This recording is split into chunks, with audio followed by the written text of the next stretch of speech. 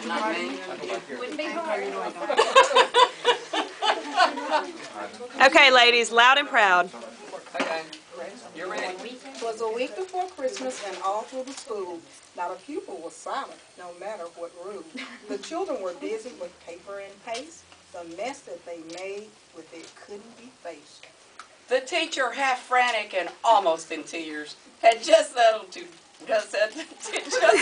down to work with her dears.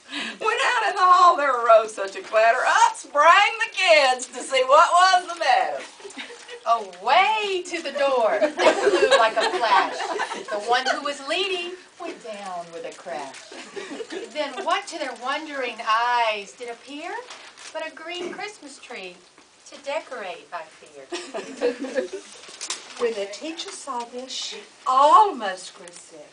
She knew in a moment it must be old Nick.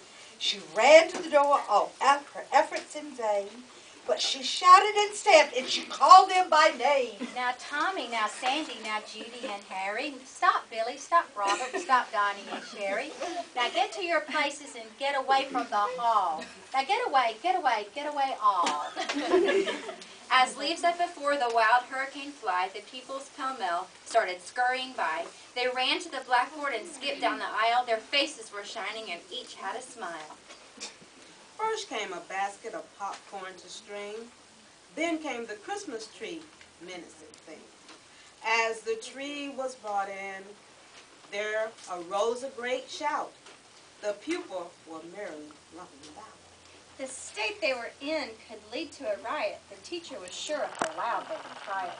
Her nerves, how they jangled, her temples were throbbing. The rush of her breath sounded almost like sobbing. The lines of her face were as fixed as a mask. It was plain that she didn't feel up to her task. The look in her eye would have tamed a wild steer. But the children ignored it. They did every year. A tear from her eye and a shake of her head soon led me to think that she wished she were dead. She spoke not a word, but went straight to her work, strung all the popcorn, which broke with a jerk. But at last it was finished and placed on the tree, and came the bell and the children were free. Their shrill little voices soon faded away, and peace was restored at the end of the day. As she lifted the Christmas tree glistening and tall, she smiled as she whispered, "Merry Christmas to all."